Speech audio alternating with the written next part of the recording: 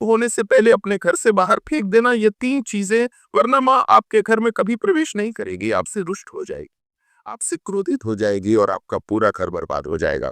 जी हाँ दोस्तों, आप सभी को मैं बता देता हूँ कि नवरात्रि का महापर्व आने वाला है। नवरात्रि एक ऐसा पर्व जिसमें लोग माँ की आराधना करते हैं, पूजा करते हैं, पाठ करते हैं, व्रत करते हैं, जप तप और हवन करते हैं। दोस्तों देखिए, हमारे सनातन धर्म में नवरात्र का बहुत ही विशेष महत्व बताया गया है। जी हाँ, नवरात्रि का पर्व साल में 2 बार आता है, चैत्र और शारदीय नवरात्रि। तो देखिए, आज इस वीडियो में हम बात करने वाले हैं शारदीय नवरात्रि के बारे में। ये केवल उपवास और पूजा का समय नहीं, बल्कि आत्मशुद्धि, घर परिवार की सफाई और सकारात्मक ऊर्जा को आमंत्रित करने का अवसर होता है। जी हाँ दोस्तों, कहा जाता है कि नवरात्रि के दौरान माता रानी स्वयं अपने भक्तों के घर पधारती है, भ्रमण करती है और भक्तों के दुखों को हारती है। और हमारे गरुड़ पुराण में यह भी लिखा गया है कि जिस घर में स्वच्छता होगी, जिस घर में श्रद्धा होगी, जिस घर में पवित्रता होगी, वहां वे अवश्य प्रवेश करेगी। लेकिन अगर घर में कुछ अशुभ वस्तुएं पड़ी रह जाए, कुछ अपवित्र वस्तुएं पड़ी रह जाए, तो ऐसा कहा गया है कि माता की कृपा रुक जाती है, माता रानी घर में कभी प्रवेश नहीं करती है और प्रसन्न होने की बजाय रुष्ट हो जाती है। अब दोस्तों देखिए, हम क्या करते हैं कि माता रानी को प्रसन्न करने के लिए घर में माता की चौकी लगाते हैं, पूजा पाठ व्रत करते हैं, उपवास करते हैं, 9 दिनों तक माता की आराधना करते हैं। लेकिन जब इतना कुछ करने के बाद भी हमें फल नहीं मिलता है, तो मन बहुत दुखता है कि माता रानी तो हमारी सुन ही नहीं रही है। लेकिन देखिए, कई बार इन सब के पीछे जो गलती होती है, वह गलती हमारी ही होती है। दरअसल हमारे घर में कुछ ऐसी अपवित्र अपशगुन चीजें पड़ी रहती है जो माता रानी को घर में आने से रोकती है। तो दोस्तों देखिए, आज की इस वीडियो में जो विषय रहने वाला है, वह विषय साधारण नहीं है। सबसे पहले मैं आपके महापर्व की बहुत बहुत शुभकामनाएं। माता रानी आपकी सभी मनोकामनाएं पूर्ण करेगी।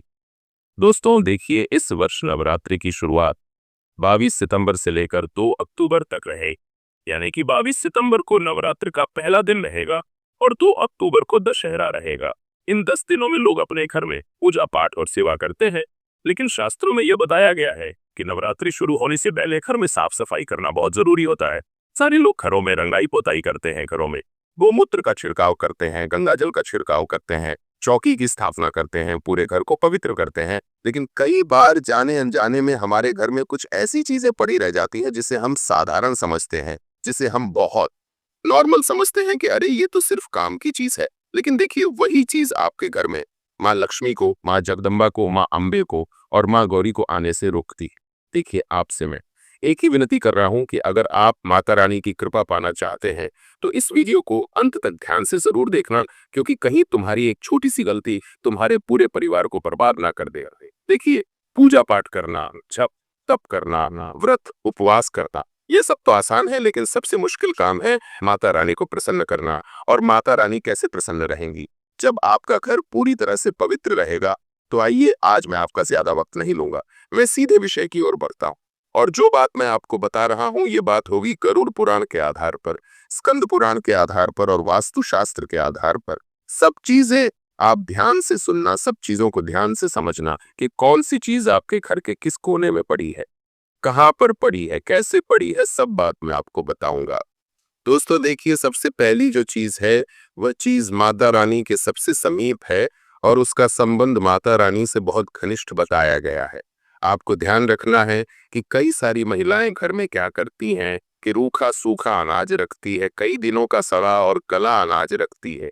वह सोचती है कि गौ माता आएगी तो गौ माता को दे दूंगी या फिर कहीं पर फेंक दूंगी। और अपनी इस आदतों की वजह से महिलाएं पाप की भागी बनती हैं और फिर ऐसे घर में माँ कभी प्रवेश नहीं करती है। देखिए, अक्सर कई सारी महिलाओं की आदत होती है कि महिलाएं क्या करती हैं कि अक्सर जब कोई अनाज वह गलाती है, जब कोई छोटा अन्न का टुकड़ा वह गलाती है, तो फिर फ्रिज में ही रख देती है और बाहर नहीं फेंकती है और बहुत समय तक उसे शरण देती है। लेकिन हमारे शास्त्रों में यह बताया गया है कि जिस में का अपमान होता है, वहां माँ अन्नपूर्णा कभी नहीं ठहरती है। जी हाँ दोस्तों, घर में सूखा या सड़ा अनाज हमें नहीं रखना चाहिए, क्योंकि ये चीजें दरिंदता को बुलावा देती है। माता अन्नपूर्णा कभी भी वहां नहीं ठहरती है जहां अन्न का अपमान हो, क्योंकि देखिए, अन्नपूर्णा देवी को हमारे शास्त्रों में सबसे ऊपर माना गया है। धन की देवी के पहले अन्नपूर्णा को पूजा जाता है, क्योंकि अन्न होगा तो ही इंसान जीवित रहेगा, और इंसान जीवित रहेगा तो ही तो माता लक्ष्मी आएगी। इसीलिए अन्नपूर्णा का स्थान हमारे शास्त्रों में सबसे ऊपर बताया गया है। तो ध्यान रखिएगा कि नवरात्रि शुरू होने से पहले हमें अपने घर से सड़ा गला बासी अनाज बाहर की ओर फेंक देना चाहिए, बाहर का रास्ता दिखा देना चाहिए। अब देखिए, कई सारी महिलाओं की आदत होती है कि जो घर में पुराने कपड़े रहते हैं, फटे कपड़े रहते हैं, उनका वह पोछा बना लेती है। लेकिन ये पोछा किस तरह से माता को आपके घर में आने से रोकेगा, इस बारे में मैं आपको बताता हूँ। देखिए, कई सारी महिलाएं क्या करती हैं कि घर की साफ सफाई करने के लिए पुराने फटे कपड़े ले लेती है, और पुराने फटे कपड़ों में नकारात्मक ऊर्जाएं होती हैं जो बिल्कुल भी पवित्र नहीं होती है। अब उन्हें कपड़ों से हम क्या करते हैं कि घर में पोछा लगाते हैं, घर की साफ सफाई करते हैं, तो ये तो आप घर को पवित्र वाही करने की जगह घर को और अपवित्र कर रही हो, घर में और गंदगी फैला रही है।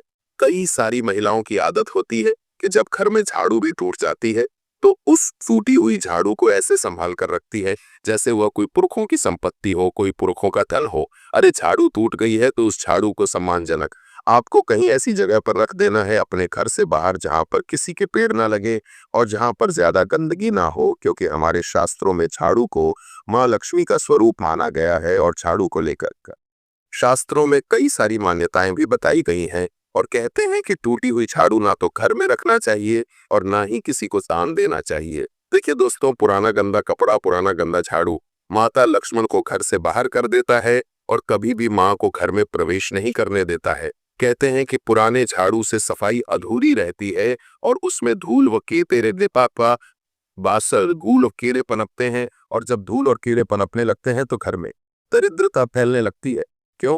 का माँ जगदम्बा का प्रवेश कैसा होगा, माँ अन्नपूर्णा का प्रवेश कैसे होगा? अब हम क्या करते हैं कि घर में जौ भी उगाते हैं, माता की चौकी भी लगाते हैं। कुछ लोग घर में माता की तस्वीर के सामने 9 दिन तक फूल माला धूप अगरबत्ती सब कुछ करते हैं, और कुछ लोग तो घर में मूर्ति भी स्थापित करते हैं। अच्छी बात है, करना चाहिए, क्योंकि माता की भक्ति हर इंसान करता है। और दुनिया में सबसे बड़ी चीज कौन है? माँ है। अब देखिए दोस्तों, कई सारी घर के लोगों की आदत होती है कि घर में फटे पुराने जूते चप्पल भी संभाल कर रखते हैं।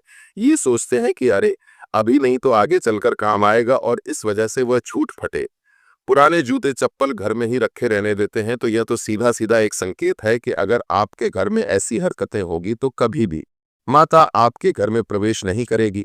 लोग माता रानी को बुलवाने के लिए कई तरह के जतन करते हैं, चौकी लगाते हैं, पूजा पाठ करते हैं, जब तक उपवास करते हैं। लेकिन अगर तुम्हारी ऐसी ही छोटे कपड़े, फटे पुराने जूते चप्पल और फटे पुराने कागज अखबार, यह भी घर में नकारात्मक फैलाते हैं, और जब घर में नकारात्मकता रहेंगी तो कैसे माता आपके घर में प्रवेश करेगी? क्योंकि देवी माँ को गंदगी और अशुद्ध बिल्कुल भी पसंद नहीं है। जी हाँ दोस्तों, ये बात आप जितनी जल्दी समझ लेंगे उतना बढ़िया आप लोगों के लिए रहेगा। अब देखिए, कभी कभी हमारे घर में कुछ ऐसे पौधे भी होते हैं जो माता लक्ष्मी और माँ अम्बे को आने से रोकते हैं, लेकिन अब उन पौधों को हम घर से बाहर फेंक तो नहीं सकते हैं। कई सारे लोग अपने घर में पेड़ पौधे लगाते हैं, कोई आंगन में पौधे लगाता है, तो कोई घर की क्यारी में, कोई बालकनी में पौधे लगाता है। तो देखिए, नवरात्र के समय में अगर आप हो सके पेड़ पौधों घर से बाहर की ओर रखते हैं, जैसे किसी गार्डन में रखा है या किसी मंदिर के आसपास रखा है। दोस्त देखिए, कुछ ऐसे पौधे भी बताए गए हैं जिन्हें नवरात्रि शुरू होने से पहले अपने घर से बाहर कर देना चाहिए। अगर कई सारे लोग घर में रखते हैं, लेकिन मान्यता है कि यह पौधे घर में दरिद्रता और तनाव बढ़ाते हैं, और जब घर में दरिद्रता और तनाव बढ़ता है तो फिर इंसान का जो मानसिक संतुलन है वह बिगड़ने लगता है, मानसिक अशांति होने लगती है, और फिर उसका मन पूजा पाठ में नहीं लगता है। और फिर जब इंसान का मन पूजा पाठ में लगेगा ही नहीं तो फिर माता रानी उस इंसान से प्रसन्न कैसे होगी, उस इंसान के घर में कैसे जाएगी? लोगों की ये आदत होती है कि जीवन में थोड़ा सा भी कुछ गलत हुआ नहीं कि भगवान से विश्वास उठा लेते हैं, भगवान को कोष में लग जाते हैं कि अरे भगवान ने तो मेरे साथ ये किया, भगवान ने मेरे साथ ये किया। लेकिन इंसान अपनी गलती नहीं देखता है। इसलिए मित्रों, देखिए कि किकर और बबूल का पेड़ पौधा अगर आपके घर में है तो उसे तुरंत घर से बाहर फेंक दीजिए। क्यों? क्योंकि देखिए, ये घर के आसपास नमी और अंधेरे में बीमारी का कारण भी बन सकते हैं, और बताया गया है हमारे शास्त्रों में कि कांटेदार पौधे भी हमें त्योहारों के समय घर में नहीं रखने चाहिए। चाहे नवरात्रि हो गई, चाहे दिवाली हो गई, चाहे होली हो गई, चाहे सावन हो गया या कौन सा भी त्योहार हो गया हो, घर में कभी भी बिना किसी वजह के कांटेदार पौधे नहीं लगाने चाहिए, क्योंकि कांटेदार पौधे अगर घर में होंगे तो घर में कलह, गरीबी और आपसी झगड़े लाते हैं। अब देखिए, माता रानी उस घर में भी कभी प्रवेश नहीं करती है।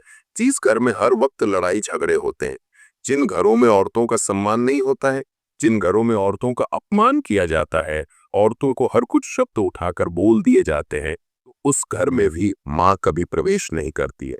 देखिए, नवरात्र के समय माता रानी वहीं प्रवेश करती है जहां शांति और सौहार्दपूर्ण वातावरण हो, लेकिन कैक्टस जैसे पौधे, कांटेदार पौधे नकारात्मक ऊर्जा को आकर्षित करते हैं, और जब घर में नकारात्मक ऊर्जा होगी तो घर में क्लेश होना स्वाभाविक सी बात है, घर में लड़ाई झगड़ा होना स्वाभाविक सी बात है। देखिए दोस्तों, इसीलिए हमारे शास्त्रों के आधार पर अगर लोग चलेंगे तो जरूर वह भगवान को पाने में सफल हो। लेकिन आज के समय में लोगों की मानसिकता ऐसी हो गई है कि लोग शास्त्रों में विश्वास नहीं करते हैं, लोग पूजा पाठ में विश्वास नहीं करते हैं, लोग भगवान में विश्वास नहीं करते हैं, क्योंकि आज कलयुग चल रहा है। अब कलयुग में ये सब चीजें अगर इंसान ध्यान नहीं रखेगा तो पहले ही जीवन में दुख कम नहीं है। आज के समय में देखिए, हर इंसान किसी ना किसी दुख से जूझ रहा है, किसी ना किसी परेशानी में लगा हुआ है।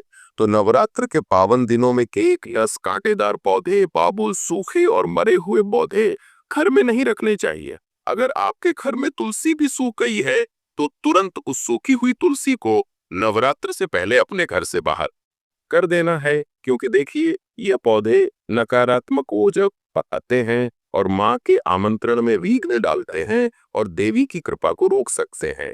तो अगर हो सके तो इस पावन समय में घर में अच्छी हरी भरी साफ सुथरी तुलसी लगाओ, हरा भरा मनी प्लांट लगाओ। अशोक का जो पौधा होता है वह भी आप नवरात्र के दिनों में लगा सकते हैं। आम, नीम, बेलपत्र जैसे पवित्र पौधे रखने चाहिए, क्योंकि इन पौधों में स्वयं देवी देवता विराजते हैं। तो यह न केवल धार्मिक दृष्टि से शुभ है, बल्कि आध्यात्मिक और वैज्ञानिक रूप से भी घर को शुद्ध करते हैं, घर की हवा को शुद्ध करते हैं, सकारात्मक ऊर्जा बढ़ाते हैं और घर का वातावरण भी सुधारने में इनका बहुत प्रमुख योगदान रहता है। तो इसलिए जो पौधे मैंने बताए हैं, ये अगर आप नवरात्रि में लगाएंगे तो आपके लिए अच्छा रहेगा। और जो पौधे मैंने पहले बताए थे उनको नवरात्रि के समय अपने घर से बाहर जरूर कर देना। अब देखिए, कुछ लोगों की ऐसी आदत होती है कि घर में टूटी तस्वीर रखते हैं कि अरे ये तो मेरे उनकी याद में है, उन्होंने मुझे तोहफा दिया था, भगवान की मूर्ति मुझे तोहफे में दी थी, मैं इसे कैसे तीक दूं। चाहे वो मूर्ति टूट गई हो, खंडित हो गई हो, तस्वीर का कांच फूट गया हो, लेकिन फिर भी लोग उन चीजों को संभाल कर रखते हैं। लेकिन उनको यह पता नहीं है कि यह चीजें तुम्हारे घर में अपवित्रता लेकर आती। मान्यता है कि टूटी मूर्ति, फटी तस्वीर घर में रखना बहुत बड़ा अपशगुन होता है। इसका अर्थ है कि तुम सीधे सीधे भगवान का अपमान कर रहे हो। देखिए, मैं आपको बता देता हूँ कि कई सारे लोग पूछते भी हैं कि गुरुजी, हमारे घर में जो टूटे हुए भगवान की तस्वीरें रहती हैं, पोस्टर रहती हैं, तो उन्हें कहाँ रखना चाहिए। क्योंकि देखिए, तालाब में फेंकने से पोस्टर और तस्वीरें, तालाब में फेंकने से तालाब में गंदगी होगी। तो देखिए, आप चाहें तो जैसे भगवान के फोटो रहते हैं, भगवान की तस्वीरें रहती हैं, तो उन्हें आप जला सकते हैं। अब आप सोच रहे होंगे कि अरे गुरुजी, ये क्या बोल रहे हैं। लेकिन देखिए, अग्नि देवता को माना जाता है और अग्नि भगवान का ही एक रूप भी है। तो अगर आप अपने घर के आसपास के तालाब या कुएं में गंदगी नहीं करना चाहते तो उन चीजों को आप जला भी सकते हैं, क्योंकि वह चीजें सिद्ध भगवान को ही अर्पित होगी, क्योंकि अग्नि भी एक देवता है। आपने सुना ही होगा अग्नि देवता, जिसमें हम यज्ञ करते हैं, भगवान के सामने दीपक अगरबत्ती जलाते हैं। तो ये चीजें हमें करना जरूर चाहिए। और देखिए, कई सारे लोगों की ये भी आदत होती है कि सूखी माला और पुराने फूल बरकत के नाम पर घर में सजा कर रखते हैं कि अरे मुझे तो इस फूल को उस मंदिर से उन महाराज जी ने दिया था, उन गुरु जी ने दिया था। ये तो घर की तिजोरी फूल और माला अगर घर में पड़ी रह जाए तो पूजा का फल नष्ट हो जाता है, ऐसा हमारा शास्त्र कहता है।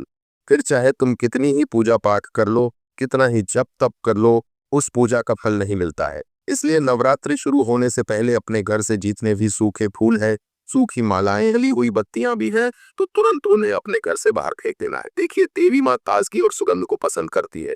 देवी माँ कभी भी अपवित्र चीजें, खराब चीजों को पसंद नहीं करती हैं। और मैं आपको एक चीज और बता देता हूँ कि बच्चों के टूटे हुए खिलौने भी घर में नकारात्मक ऊर्जा और कलह को बढ़ाते हैं। तो पौराणिक मान्यता है कि टूटी वस्तुएं लक्ष्मी का अपमान करती है। कई सारे लोग घरों में बंद घड़ी पटक कर रख देते हैं, बंद बल्ब पटक कर रख देते हैं, इलेक्ट्रॉनिक चीजें रख देते हैं, ये सोचकर कि बाद में काम आएगी। लेकिन बाद में काम आने से पहले ये तुम्हारे देवी देवताओं को तुम्हारे घर से निकाल भी सकती है। इसलिए घर में हमें बंद घड़ी भी नहीं रखना चाहिए। बंद घड़ी जीवन में रुकावट और स्थिरता का प्रतीक है। नवरात्रि नई शुरुआत का समय है। नवरात्रि वह समय है जब पूरा जीवन अस्त व्यस्त नहीं है, शुभ माना जाता है। क्योंकि देखिए, खराब घड़ी बेकार की तरह फिरती है और मानसिक रूप से ठहराव का भाव देती है। और देखिए, दीवालों पर हम उसे लगा कर रखते हैं, तो दीवालों पर भी हमें ऐसी कोई भी चीज नहीं लगानी चाहिए जो ये पवित्र हो, अव्यवस्थित हो और अपशगुनी हो। साथ ही बहुत से लोग पुरानी एक्सपायर दवाइयां अलमारियां दराज में सजा कर रखते हैं। जी हाँ, कई सारे भारतीय घरों में आज भी देखने को मिलता है कि जो दवाएं खराब हो जाती हैं, दवाइयों की शीशी पड़ी रह जाती है और घर में सजा कर रखते हैं। तो मान्यता है कि घर में पुरानी दवा रोग और बीमारी को आमंत्रित करती है, और जिस घर में रोग और बीमारी होगी उस घर में माता कभी प्रवेश नहीं करेगी, क्योंकि उस घर में पवित्रता बिल्कुल नहीं रहे। अब इंसान नहीं गलतियों की वजह से अपने जीवन में इन सब चीजों को आमंत्रण देगा, तो फिर इसमें माता रानी की क्या गलती है। इसलिए दोस्तों, मैंने आज इस जय श्री राधे राधे।